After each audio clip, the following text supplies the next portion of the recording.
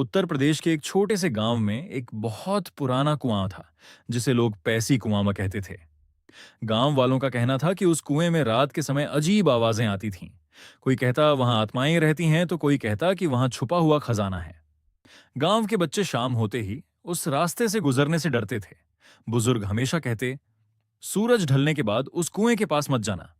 लेकिन गांव में रहने वाला 16 साल का लड़का अर्जुन बहुत बहादुर था। उसे भूत प्रेत की बातों पर बिल्कुल भरोसा नहीं था। एक रात उसने अपने दोस्तों से कहा, आज मैं साबित कर दूंगा कि पैसी कुआं में कुछ भी नहीं है। रात के करीब 11 बजे अर्जुन टॉर्च लेकर अकेला कुएं की तरफ निकल पड़ा। चारों तरफ सन्नाटा था। पेड़ों की पत्तियां हवा में डरावनी आवाज कर रही थीं। जैसे ही अर्जुन कुएं के पास पहुंचा उसे अंदर से किसी के रोने की आवाज सुनाई दी। उसका दिल जोर जोर से धड़कने लगा, लेकिन उसने हिम्मत करके टॉर्च कुएं के अंदर डाली। अचानक उसे नीचे सफेद कपड़ों में कोई खड़ा दिखाई दिया।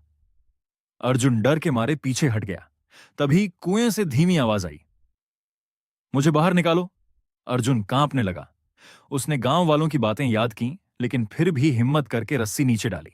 कुछ सेकंड बाद रस्सी बहुत भारी हो गई। अर्जुन पूरी ताकत से रस्सी खींचने लगा, लेकिन जैसे ही वह चीज ऊपर आई, अर्जुन की चीख निकल गई। रस्सी के दूसरे सिरे पर कोई इंसान नहीं था, बल्कि एक पुरानी टूटी हुई गुड़िया थी, जिसकी आंखों से लाल रंग बह रहा था। अचानक कुएं के अंदर से जोर जोर की हंसी गूंजने लगी। डर के मारे अर्जुन वहां से भागा और सीधे अपने घर पहुंचा। अगले दिन से अर्जुन कभी उस कुएं के पास नहीं गया। आज भी गांव वाले कहते हैं कि अगर कोई आधी रात को पैसी कुआं के पास जाए तो उसे किसी के रोने और हंसने की आवाज जरूर सुनाई देती है।